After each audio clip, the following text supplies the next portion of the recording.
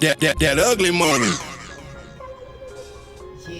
Yeah, this is Cassidy, and right now y'all tuned in to Ugly Money Podcast. Keep it locked, man. What up? I am Ugly Money Nietzsche, and welcome to yet another episode of the Ugly Money Podcast, and my special guest of the evening, platinum recording artist, idolized bar spitter.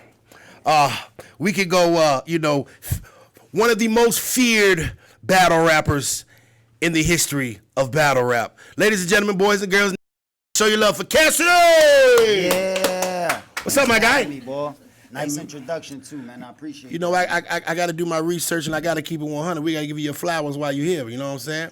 I need that. So we know where you've been, but we want to know where you came from, man. First question. Who was Cassidy before Cassidy was Cassidy?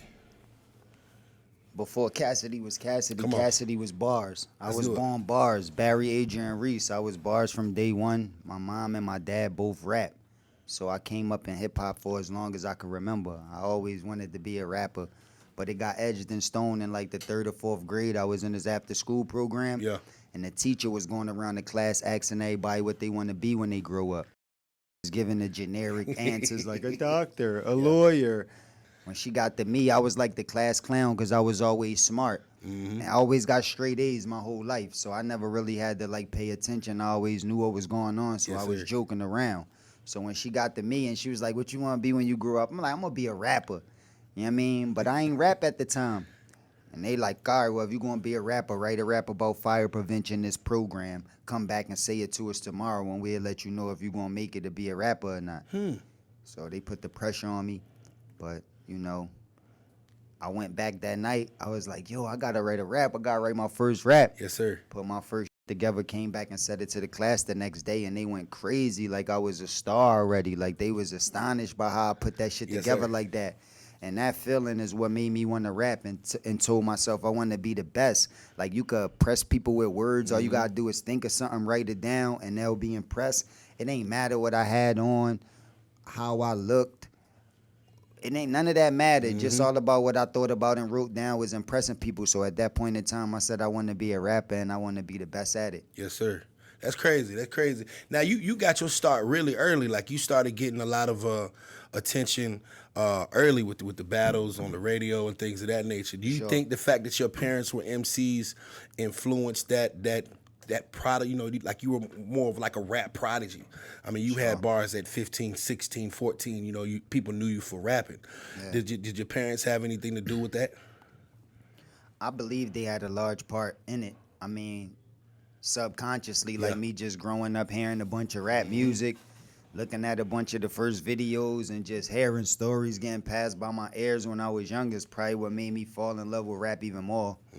But they didn't directly influence me to rap. Yeah. Like my actual father that did rap, he wasn't with me all the time. Like my stepfather was there with me when I turned 11 years old on until I got grown. Yes, sir. So my real pop was never around, and my mom was around, but at that time, she moved past rap and was working and doing different stuff. She was in a different type of bag.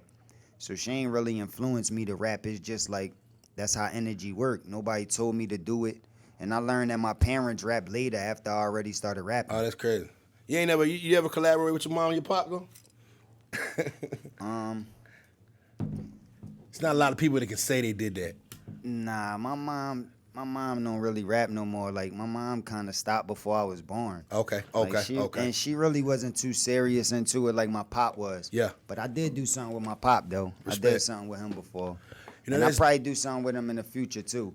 I want to do something, probably throw my pop on. And my son, he produced now. He got a lot of crazy records out right now. And this record with this girl called Belize, I think, that's floating around, Tomato Soup, and a bunch of other records. Let's go.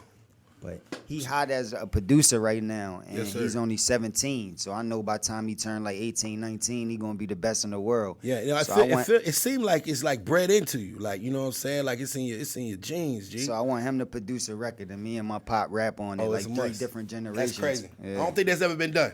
Ever been done. Like coming out of Philly, a lot of Philly seems to breed MCs. You know what I'm saying? There's a lot of hot artists and known for lyrical abilities. You know what I'm saying?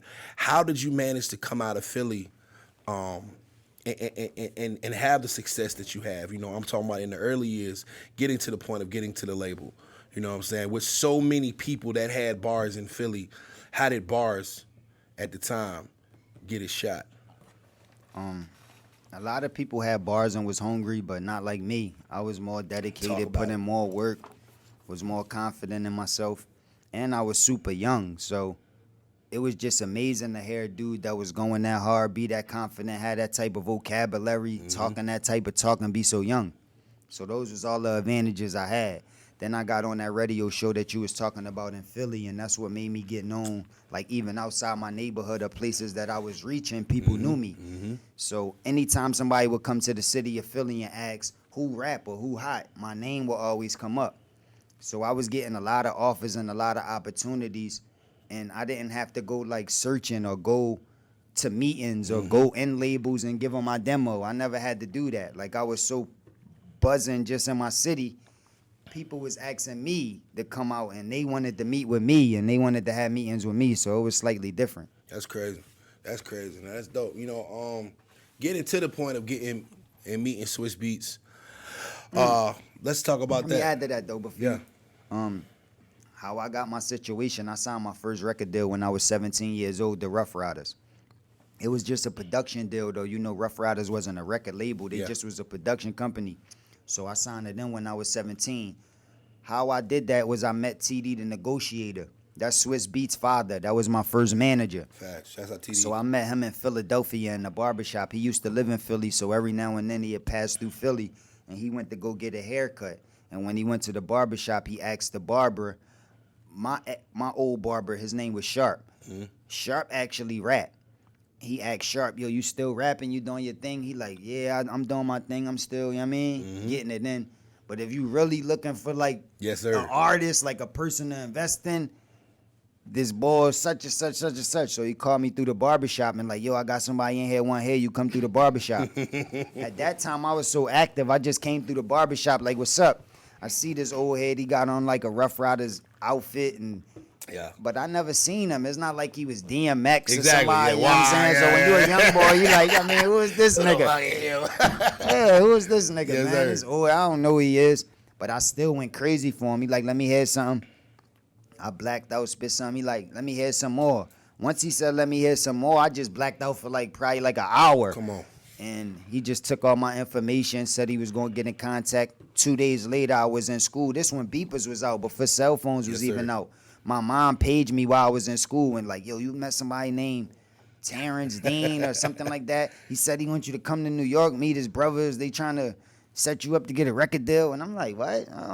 But then she like Ruff Ryders. And I'm like, oh, yeah, I did meet the old head that had on the Ruff Ryders shit. Yeah, you didn't even think about it. So that's how I set it up. And I went out to New York, met Y first, rapped for them. And that's how I got my first deal. It was with a 3-man group, Larceny Family. They called me out there personally. But I bought 2 dudes that I was affiliated with, Shiz Lansky and Kyle Akbar. And I told them, like, yo, they don't know we not no group.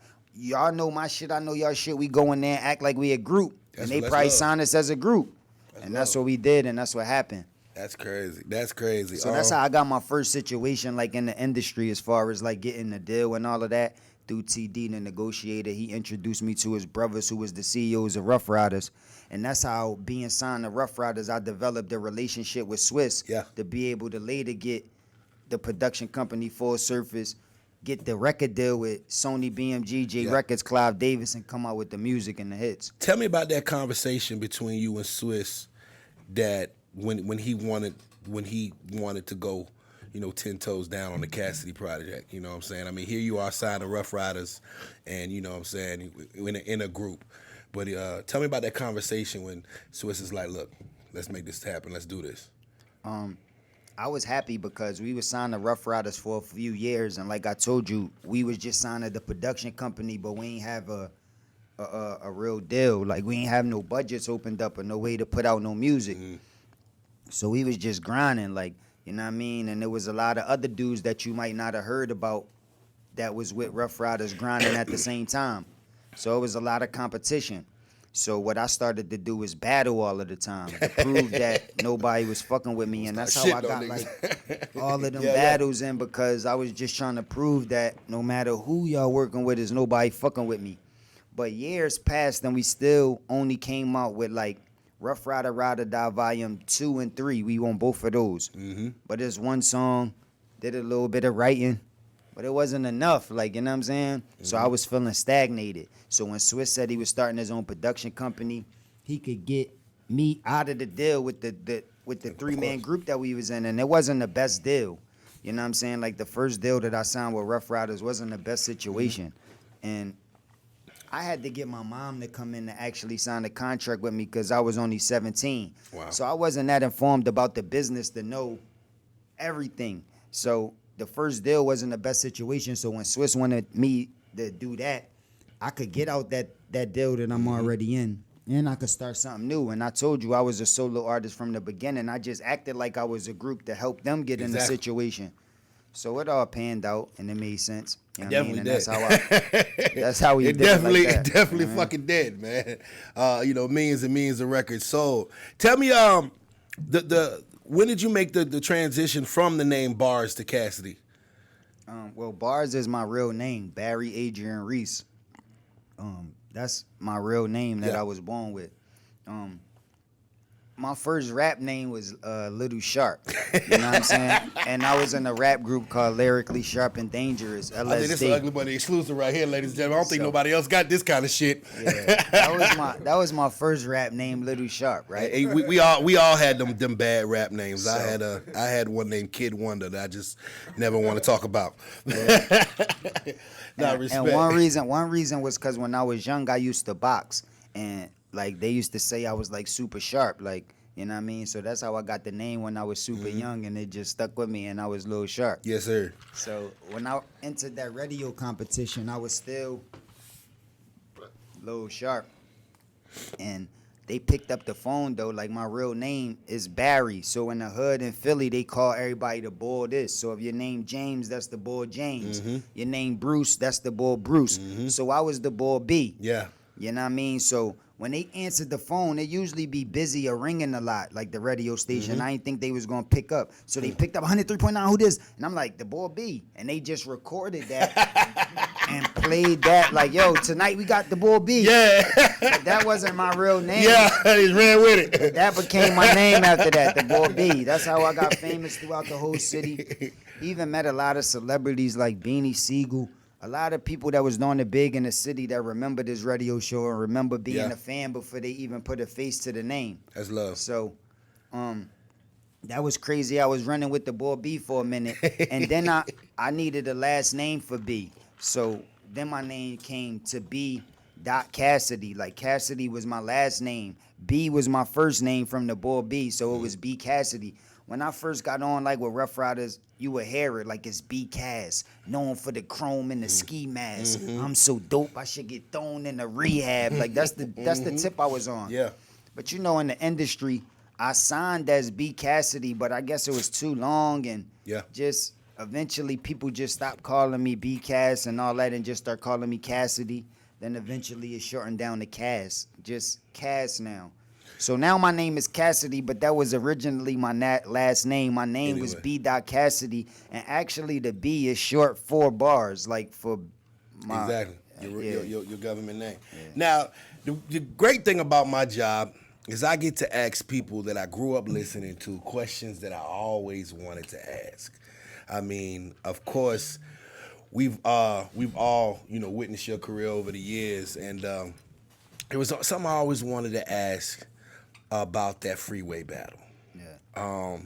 Given you have been, I'm pretty sure you have been giving niggas work for quite some time before then. You seemed like you were seasoned, and you came into that battle prepared. For sure. Did you ever think that battle would like become that it was? It's such an impact in hip hop when you showed up at the studio that night. Never, because I did it so many times. I had like thousands of those type of situations where I battled like that, but just that was just happened to get captured on video and actually put out.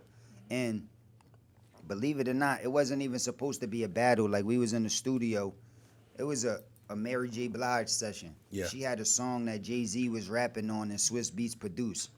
So it was like a little older song that she never released. She wanted to update the song. She wanted Swiss to update the beat and Jay-Z to change the verse. So she booked a session for all of them to come through. Me and Swiss got there first. We in the studio. Mary not there yet. Jay-Z not there yet. So Swiss working on the beat. I get hungry. I go to McDonald's. When I go to McDonald's, I hear the whole Rockefeller on the radio. They freestyling, they rapping, and Jay-Z's like, my niggas is ready to battle. They give it to anybody. He wasn't talking to me. He wasn't talking to you, huh? But it felt like it. Like since I'm up and coming, it felt like they was talking to me. So when I go back to the studio, I'm like, yo, Swiss, these niggas on the radio talking crazy. Like, talking about they got the best niggas and all that. Like, they don't know I'm right here. He like, man. Jay-Z coming to the studio tonight anyway. That shit ain't about nothing. Okay. So I'm like, all right. So I start getting a little focus from that point on. Sir. Yes, sir. A couple minutes later, Jay-Z come in the studio, but he come by himself without the Rockefeller clique. Like, he just come by himself. He come in there. He cool for a minute, and I always was a fan of Jay-Z. Facts. I always was listening to his music. You know what I mean? So I'm looking at the nigga. I'm studying the nigga. Like, I'm happy to be around the nigga and all that. Exactly. But at the end of the day, I was new to the industry. I ain't accomplished shit yet, so I was right off the street. Yeah. And Swiss introduced us. Swiss introduced me as the newest, hottest nigga in the street, the nigga with the bars. And Jay-Z like, what? You ain't just had my niggas on the radio? I got the hottest niggas. What the fuck is you talking about? Instigating shit. Instigating. Yeah. So I'm like, so now I start getting serious. So he like, look at you. He like, what's your name? What you said your name is? Like talking to me. Yeah. You don't even look old enough for Beanie. How old is you? You look like a kid. You want me to put you against my 16-year-old Chris? And he talking crazy. Wow. So I'm like, I'm like, look, man, I don't give a fuck who you call. You told Jay-Z I don't give a fuck who you get. Nigga, I don't give a fuck who you call through here. I kill any of them niggas. Like, cause I'm a fan, and it's like you got me fucked up. You think them niggas like, you don't know who the fuck, like, nigga, I will kill one of these niggas. Like, so then he pick up the phone. Yeah, I'm at such and such studio. Yeah, I got this nigga in here, he talking crazy. I need y'all to come through. Yeah. Holla. He hung up the shit. I'm like, now I'm in the shit like this. I'm like, man, I'm getting them shits together. I'm like, man, whoever come through here gonna die. I don't give a fuck. Then Swiss pick up the phone, like, all right, y'all call. He start calling niggas. The Ruff Ryders was right down the studio. They was right down the street. So Ruff Ryders start coming. Next thing you know, they all start coming. They the ones that brought the cameras and all of that. Oh, shit. So they waiting. Then a few minutes later, you hear the door kick open. Boom, it's Matt, bitch. Beanie come through the door like a gorilla, like this, looking like. But one thing Jay-Z ain't do is tell him it was me. Yeah. So Beans from the same city as me. He know how I give it up. The last time we met, we were supposed to do a song together. It was that Cosmic Cav song he did. It's like a legendary song. I piss on your grave, I shit on your tomb. Consider your doom. My platoon cool rooms in the middle of June. Yes, sir. And I'm doper than that shit in the middle of spoons. Like we were supposed to do that together, but something happened. But anyway, this is next time seeing me when he come in the studio and Jay-Z ain't let him know it was me. So he come in as Mac, bitch. But when he see me, he like, oh shit. B from Philly. Oh shit. And shake my hand. Then Oskino behind them, Chris is there. All of them is there. And when they all come in the room, now Jay-Z like, now who you say you wanted to battle? And I'm like, nigga, I told you I'll give it to any of these niggas. Like you talk, like now you think they here? He think cause now they here, I'm about to like rekindle my statement or something. Nigga, I told you any of these niggas could die. The fact that you talking that shit to Jay, I love it. And then they start saying free, get him free, go ahead free. Start hyping free up, free, calling free name out. So they like, set free up for that. I'm like, but that's the last person I thought they was gonna pick because I'm from Philly. I know how free rap. He got a crazy flow on beat. But for battle rap, that in and out style of rhyme he used, I know it wasn't gonna be good for me. And they picked him, and that's how that shit went down, man. Somebody ain't shit for gassing him up for that though, because I think they, there was a lot of them dudes that had a lot of. I mean, given State Property is a legendary group and they got tons of bars, but back at least if I remember correctly back then, Oskino was mean with the pen. Even Sparks, you know what I'm saying? I would have thought that maybe somebody else would have stepped out there. But shouts out to Freeway, man. I always wanted that. You know what I'm saying? Sure. Do you think that had a bad do you think that Freeway battle had a bad outlook or a bad output on his career? You think it dampened some things? Do you ever consider that you might have I mean, everything happened for a reason, you know what I'm saying? But I did have a conversation with Dame, and he told me, like, if he was there, like, because only Jay-Z was there. Dame, like, if I was there, that shit wouldn't have went down. We was working on the nigga album. We had budgets invested into the nigga. That was the worst time to do some shit like that. And Dame kept telling me that he was trying to get, like, Free to get in a disrespectful bag. Like, now you got to keep going at this nigga because you lost, but Free wasn't on that bag, so it might have stagnated, you know what I'm saying, the way niggas was moving for him. Who knows, but I wasn't even thinking that far along. Nah, you know what I'm saying? Like, at that particular point, it was like anybody could get it. Like, you know what I'm saying? And it's like, I feel good. Like, Freeway is a name that everybody know. He got a lot of hit records. You know what I'm saying? He sold. He a part of a legacy. But it's a lot of dudes I killed that if I bring them up, you won't know who they is. But they had situations and was about to be them niggas until they battled me. And then the person that was about to sign them or who was working with them seen that happen to them and dropped them. Now you never heard of them. So they got it even worse than Free. So I can't say, like, you know what I'm saying? We just all saw Free. Losing a battle like losing a fight. It's like getting your ass whooped. You know what I'm saying? I would imagine it would probably sting the same way as everybody in the hood seeing you get your ass drug up the goddamn street. You know what I'm saying? So it might stagnate some things, but And there was a misunderstanding, like, Jay-Z, he was gassed up. Like, they just left the radio station and his niggas tore it down. Yeah, so exactly. He was, like, on the high. He popping his felt shit. as though, like, nobody couldn't fuck with his niggas, but like 99.9% of the niggas in the world probably couldn't fuck with his niggas at that time. But he just didn't know that I was me. He ran into the wrong nigga that night. He thought I was just one of them regular young boys that everybody signed and said, yo, I got a hot nigga. He thought I was one of them. Yeah. And he was sadly mistaken. Like, you know what I'm saying? I can only imagine what the conversation or the look on Ho's face after that battle was done. Yeah. Nah, he actually everybody left. All of the artists that I told you came through, they left because he still had to do the Mary J. Blige song. So, you know what I'm saying? I was still there. You know me. I was high-headed at the time, frown on my face, start rolling up my L.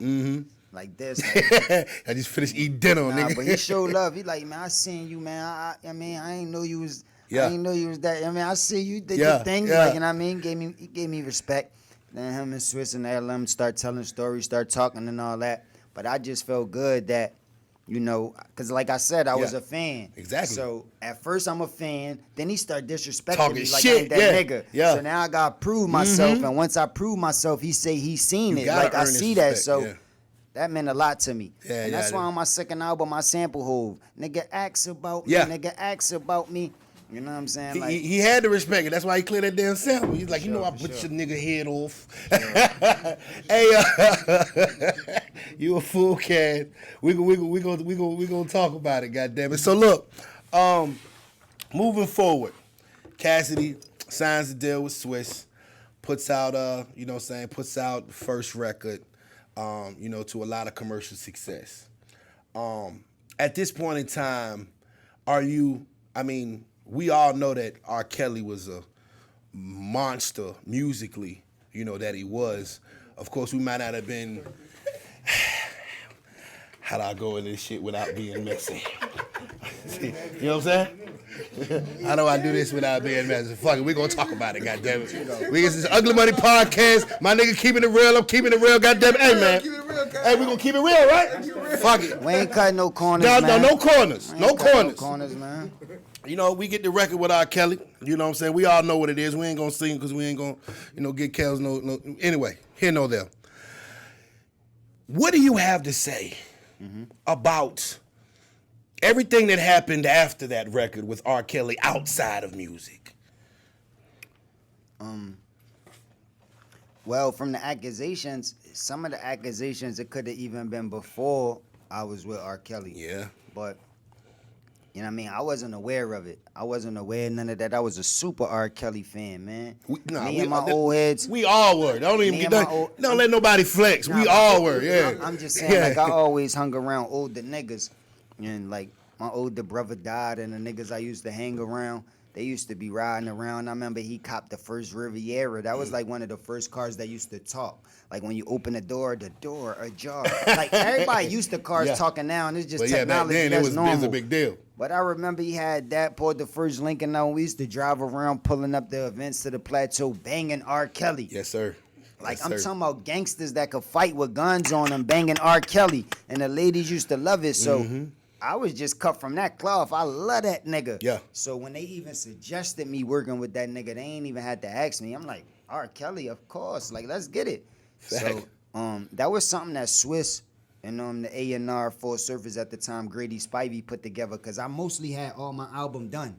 Had a lot of records that ain't make the first album, and all of the records that y'all heard already done, except Hotel.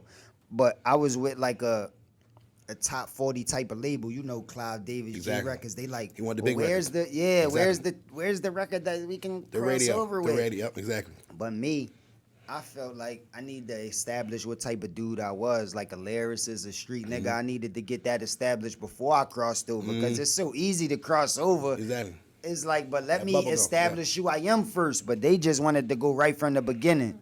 So they took me out there to go work with R. Kelly. And the nigga's a genius. Like, when we went in the studio, like a couple seconds after us going in there, we meet and we speak and all that, and we let him know the idea. Like, yo, we got this song called Hotel. We want to, like, take the girls to the hotel, girl. Like, you know what I mean? We let them know the idea. Yeah. Then we put on the beat. And the shit came on, and by the time the beat dropped, like, he didn't even fully hear the beat, because the beat ain't even dropped yet. But by the time the beat dropped, he already started singing the shit. He like, ooh, girl, you wanna, girl, you That's wanna crazy. come to my hotel, like, right away. Yes, sir. And then he like, hold up. He got hyped, and he got excited, and he ran in the booth. And the nigga did so much, like, not even just the hook that you hear on the first Hotel. He did the remix, the one with me and Trina. He did that at the same time. And he did a bunch of other hooks. Like, me and Swiss got a bunch of other hooks sitting there that we can use, because he did so many different styles and melodies and attacked it so many different ways that I was just, like, amazed. Yes, sir. Then certain beat, not just Swiss, but other people had beat. Like, back then, I think they had Dats or something. The niggas was playing, like, and every time a beat would come on, he would just sing hits to it. Like, not even write, not think. Just start zoning right away and just constantly coming up with these melodies and these hits. So I'm like, yo, this nigga is amazing. And at this time, I was, like, still young and new. And I'm like, yo, this nigga is nice. Then I remember Twista came in the studio, R. Kelly studio. Wow. And I remember I was familiar with Twista from a lot of, like, a couple of them songs was out from back then. I was fucking with Twista. And Twista was fucking with me, so me and Twista start rapping. He start spitting some fast shit. I start spitting some gangster shit. You know what I mean? It was a good look. But it was like in and out like a robbery. Went in the booth, Twista came through, we rap, I appreciated them, and then I went back to my hotel with Swiss and started writing it, like actual lyrics. And it was so easy to do it once we heard all that shit. It's like, that shit, we could go get it cracking. That shit was like a piece of cake. So that shit just flowed to me, and that's how it was. But that was the only time I met R. Kelly. The next time I was supposed to meet him was in Madison Square Garden, I think, is when him and Jay-Z was doing that tour, the Best of Both Worlds tour. And that was the first time he wanted me to come out and perform Hotel with him. He like, yo, I talked to him on the phone. He like, yo, I perform Hotel at all my shows. I bring it on and they go crazy. He like, but I ain't never do it with you. I want to bring you out this Madison Square shit. So I'm there, man. And then I'm crazy. I got the goons with me. Niggas is all strapped up. We get the guns in Madison Square Garden. and I'm so excited. I'm like, all right, I'm going to go in the bathroom. We about to go roll up. Go smoke for the show. You about to go get ready. Yes, sir. You while we back there excited, I'm about to come out Madison Square Garden with R. Kelly, and then there's a Jay-Z concert too. Yes, they sir. both out there. This shit about to be lit. Exactly. The boys legendary. And right while we in there smoking and getting ready, all of a sudden we had some commotion. My nigga run to the door, then he come back. Then R. Kelly people's running in there like, yo, oh shit, yo, they just sprayed him with the gun and it's a big issue. This one, R. Kelly got sprayed with the mace or the pepper spray or something. It was a big issue. So niggas were strapped up, so we gave them niggas some guns. We like, man, I don't know what's going on, but y'all can shoot your way out this bitch. So we gave them some guns, and I ain't know what the issue was. I ain't even know they was going through it with Jay-Z. Like, how I'm supposed to know? Yeah. I ain't know what the fuck was going on. Like, you know what I'm saying? But it was an issue. The nigga had to go to the hospital. I actually had to go back to the hospital to get them things back from him. Like, I'm gonna need that back, bro. I'm gonna need that back. But I sent somebody in there to go get him, so I ain't even actually physically see him when we got them things back. So I never seen him that time. So the only time I actually seen him was when we did the song. So I don't got no relationship with him. Like, I don't know him. So, you know what I mean? Them accusations is horrible to see when I'm such a fan. And I got a hit record with him, a song with him. Exactly, so right. I wish they wasn't floating around, but I ain't no detective, man. I don't know, man. All I could go by is like how everybody else go by from what they seen and rumors and shit. No, I feel you. Strictly business. I'm glad we got some clarity to that, because, you know, that's one of them things that a fan, as I am of Cassidy, I just don't want none of the fans to connect me with him like I was his young boy, and when he was popping the young bitches, I was in the corner recording, or I'm like, girl, you want to come to the hotel, pulling young bitches to the hotel for R. Kelly? Nah. Only met him once, 20 years ago. It was on some music shit. Industry niggas set it up, so if the accusations is true, I don't got nothing to do with it. They keep you out of it. Yeah, and if it's not true, I don't got nothing to do with it neither. I kept it gangsta every time niggas hit me. Gave y'all niggas guns and all that before I knew about all that. I ain't that type of nigga. Matter of fact, niggas should really show me love, because I ain't do nothing but show love back. So it's I don't know about all that, man. But a lot of these, one thing I want to tell you while we laughing, we could keep laughing, because not just him, it's a lot of these niggas guilty of that shit. Yeah. Like, you know, I got a huge relationship with females, and I've been married forever. But I still, like, I'm good with females. Like, that's how I really able to do business with females. They get the job done. Facts. They take care of the females. A lot of these females might be in their 20s and their 30s, but they wasn't always in their 20s and 30s. Mm-hmm. And they was fucking niggas when they was underage. A bunch of these niggas. And I know for a fact, they got evidence, proof, told me, them, not only them, they girlfriends that was the same age as them. Yeah. Like, a bunch of them was fucking these niggas. So a lot of y'all is guilty of the same shit as R. Kelly. A lot of, like, y'all niggas is in the same bag as him, so niggas can't be laughing and memeing and blogging when y'all niggas be in the same bag. Ooh, only time I fucked a bitch that was a teenager is when I was a teenager. Yes, after that, I started fucking grown bitches. While I was a teenager, I was still fucking grown bitches. So it's like, these niggas different, though. They be super, super grown and super, super established and still be fucking bitches underage. And a lot of these girls that's established now and that's over age know that y'all got in the game when y'all was underage and y'all was fucking niggas.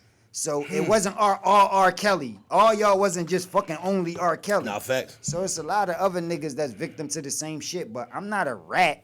I'm just letting y'all know, like, if y'all want to joke around, let's be real. Let's expose the real shit. Y'all got a problem with it. Y'all can't have a problem with it with one nigga that's a legend that put in all that work. Exactly. And not have a problem with it with some other nigga that ain't even put in as much work in him. Got a point. At least let him get a pass, because look what he did. He got a point. Like, you can't let these other niggas get past, and they ain't even like, come on. I don't know, but I ain't the judge. It ain't our business. It ain't our business. Cassidy didn't clear it up. Hey, business was business.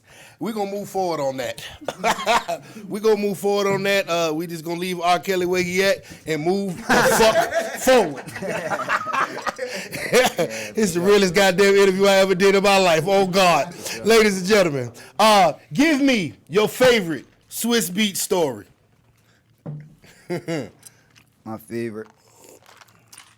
There's so many that it'd be hard, but I'll give you one quick so we don't waste no time. One time, Swiss, he was staying in Jersey. He had a house in Jersey. I was staying in his house. This when he was married to Mashonda. Mm-hmm. I'm in one of the rooms. I don't got no kids or nobody there. It's just me there. So I'm in one of the rooms. While I'm in one of the rooms, he showed me one of the drawers. He got this Army fatigue gun. It's like a... Man, that shit was 20 years ago. I think it was a 40 cal. Mm-hmm. Right, 4 or 5 or 9, but I know it was Army Fatigue. Mm-hmm. Like the actual gun was like Army Fatigue, and I was like, sir. yo, this shit fire. Yeah. And he showed me, and I was holding it around the crib, so he had me with it.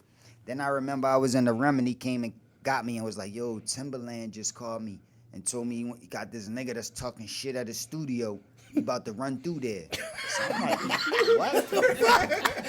He's like, yeah, this nigga talking shit about you and saying something about you, man. We about to go through there. I'm like, what? Yeah. So I start getting ready, but I grabbed that Army Fatigue gun. I definitely ain't let Swizz know. I ain't make an announcement like I got the gun. He think the gun's still in his house, but I got the gun on me. I don't know what the fuck going on at Timberland Studio. We get the Timberland Studio. This nigga got this nigga now. He got this nigga Stevie G. This is a legendary manager. He like from Philly, used to manage a lot of the major figures. Beanie Siegel, Philly's Most Wanted. He managed like a lot of people and did a lot of shit. But one of the people he was managing at the time is the nigga named Nas. Okay. Now Nas was one of the members of Philly's Most Wanted. It was a 3-man group, but he got a situation with Timberland like and left the group. So he got a solo situation with Timberland and left the group, and then they went and got a different situation and came out with music. So they the ones that came out with the songs that people remember, and he was in the process of coming out with songs and really getting it popping until Timberland called me to the studio. Now, listen, You gotta stop calling this nigga to the studio, man. So Don't leave that nigga buried where he at, man. Stevie G and them niggas, they know me. They know me. So Timberland telling them like, yo, this nigga Cass, give it up. He got bars. They like, what? We know this nigga, man. He know my nigga. Like they trying to like reword it like they know me in a different way. Y'all know me, but y'all know me for tearing shit apart. What the fuck are you talking about? These niggas try to play me in front of Timberland, so me and Swizz, we pop up. Rest in peace. I think this nigga passed away, but it's this nigga Sin that was messing with Timberland. He was cool with us. He was the one recording it and all that. And he was the one that initiated it and set it all up. So now we in there and we go in there. You think the Freeway battle was yo, this battle was crazy. Timberland is rolling around on the floor, falling out laughing. No. He's diving out the chair. No. Everybody, the nigga Sin is diving on the floor. Everybody laughing. They like, oh shit. It's like you know, like the jokey, mean battle raps. Like it was like that in real life, right?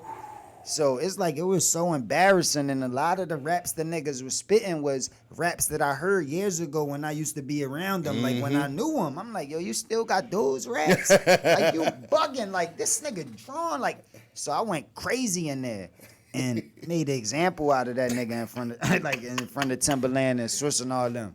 He never came Next out. thing I know, that nigga was in the room, like in the studio. It used to be like a little lounge room with the TV and the couches, and he was in there looking at the TV. The TV had on the New York news, and this nigga was from Philly. So you know he wasn't really watching the news. He was just fucked up that he just got killed. So, you know what I mean? That's how that shit used to go back then, man. But now you see like how I'm like a prophet and I play a huge part in what's happening in the industry now because you know Timberland and Swizz came together to start that versus. So that's an example of Timberland calling Swizz through and they got that energy for battle rap from then. Yeah. Like from then. They been talking shit. They been from then that energy was created, but on some real battle rap shit, like when niggas was really getting busy and they just figured out a way to take it to the industry and get money off it with this versus shit.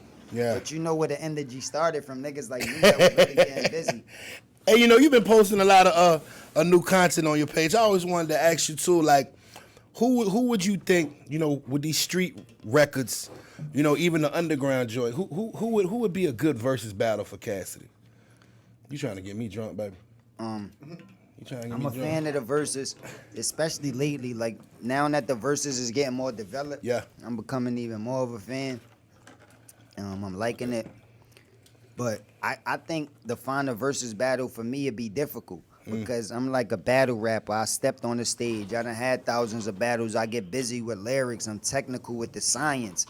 So most people that does that don't got hit records, don't got top 40 records, don't attract the ladies, don't do none of that. They just do that. And then the dudes that got the ladies records, got the street anthems and all that, they don't really got bar records. So it's like to find somebody that could do both of them where I wouldn't have an advantage, it'd be super hard. You got Joe Budden?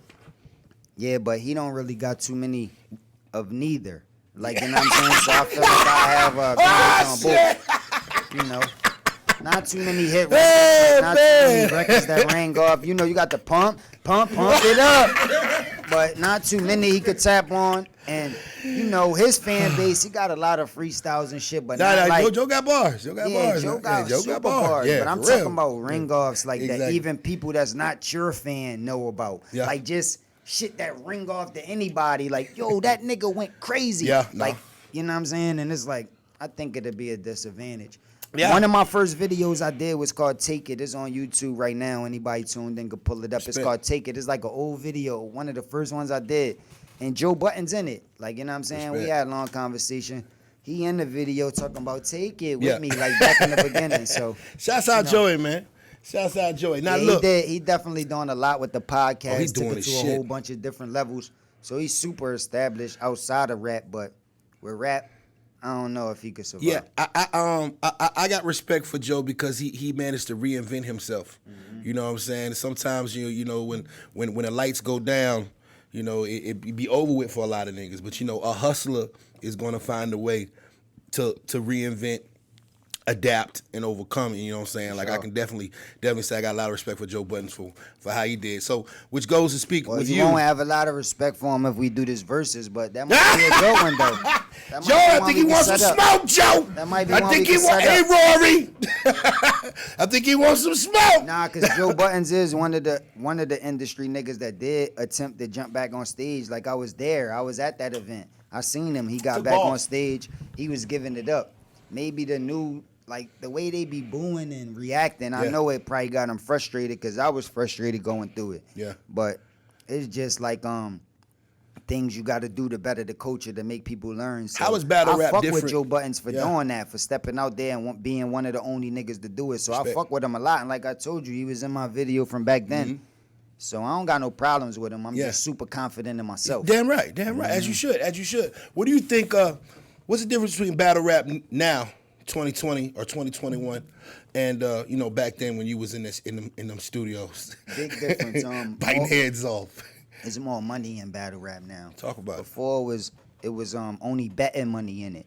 So you had to be a big person and bring another big person through that had an artist to actually get money involved.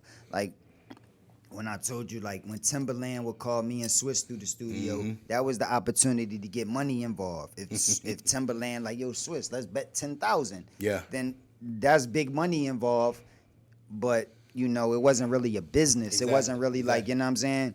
Now it's a business. They actually plan events for battle rap. Facts. So now that mean a lot of hands is in it that's trying to get money, not necessarily interested in the culture or rap or whatever. They just trying to get money off of it. So that's the big difference. Before it was like a platform to get to the bag.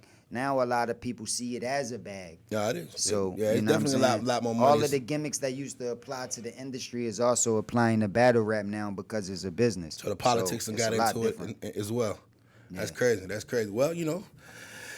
And then now, because it's a bag involved, when bags get involved, it has to be more preparation, just like with albums. You got to plan a date, you got to announce it and get people prepared for this date so the most amount of people can support. Same thing you got to do with these battles now. But back in the day, it wasn't about no support. It wasn't about a bag, so it was on site. Oh, nigga, you rap, I rap, let's get it. Yeah. Now, like right now. Yeah. So we don't got to prep, we don't got to let nobody know. We just get it on right now and keep it moving. Yeah, facts. But there's no money in that. How many people gonna know we about to get it on right now if we just get it on right now? Yeah. We gotta tweet about it. We gotta post it. We gotta Gmail. We gotta let people know to come out to see this battle to make money. So that's the difference now. It's the business behind it. Yeah, it's a big difference. Now, you being in the position in rap period that you are in, of course, there's the young bulls that are trying to come up and want to make their want to put their part in the game. You know what I'm saying? So you know they might take shots up and things of that nature. What do you say to those battle rappers and artists or whatever that are dying to get that Cassidy battle and asking for it, as so many people in the past in them studios, what do you say to the guys that's begging to get this Cassidy? We ain't got to say their names. I always compliment those dudes, like the dudes that call out Cassidy. Mm-hmm. Those is the dudes I respect, because if you in battle rap, you're supposed to want to be the best. And in order to be the best, you got to beat the best. And that's why I respected Mook a little more. Like, Mook created this whole hype about him offering to battle me back in the day. Mm-hmm. Like on the Smack DVDs, this how he got famous. He said he offered me $20,000 to battle. I remember and that. I turned it down. Mm-hmm. But that was a lie. Like, he never offered. Nah, they're serious. Yeah. He never offered me $20,000. Never spoke to nobody around me. Yeah. I never heard about this. It was never. It just was something that he created. Yeah. You know, I was narrative. asking for way more to create a buzz and hoping that I would Yeah. say that I was battling for whatever. But, you know what I mean? When I finally got to talk to Mook, he told me, like, yo, my peoples told me, like, to be the best, you got to beat the best. And I look at you as the best. Respect. So people that want to battle me, that's smart. A lot of people want to do a lot of different shit, and they not in it for the culture or for the real reasons. Mm-hmm. They just in it to rape the game. Exactly. But the people that you do see that believe in themselves enough to feel like they do got a possibility of beating me, those is the dudes I like. Even though they is a little off, but I respect it, though. That's how you supposed to think. Nah, that competitive energy. What's next for Cassidy, brother? I just dropped 2 projects. October 6th and last Monday I dropped a project called The Formula. Let's do it. So it's 2 albums in the last 4 months, and I'm dropping another one February 1st. So this will be 3 projects in 6-month time period. No artist never really did that. Consistency. And it's so crazy, like record after record, you don't got to skip nothing. Mm. You would think I had like big machines and big budgets. You would think I was with one of these majors with all the money behind me the way you hear this music. Come on. But everything is from the muscle. So I'm happy, man. I'm excited. More videos. Just wrote my first movie. Hoping to shoot that in 2021. Let's do it. You know what I'm saying? Got the book coming in 2021. A lot of motion. Yeah, just working, man. Got my artist, Trophy, Juicy, 1FK.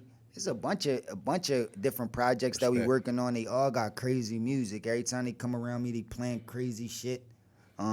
Me and Pluggy planning this tour, run around the city to, you know what I mean, get these clubs lit up and, you know what I mean, get the streets on fire.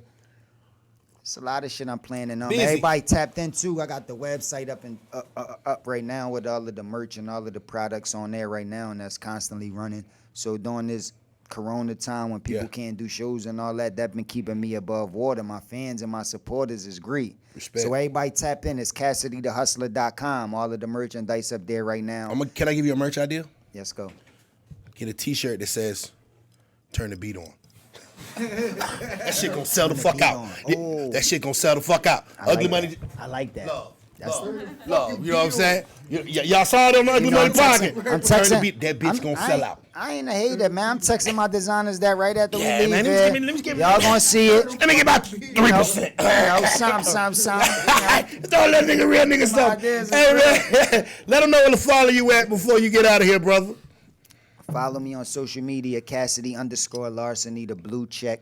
Anybody want to do business, like as far as features or shows, walkthroughs, anything like that, is shitlitty@gmail. SHITLITTY@gmail.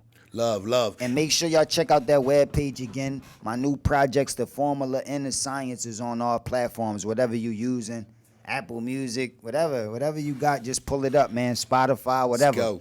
Shit is ringing off crazy. Tap in, listen to that new music. Bars is back.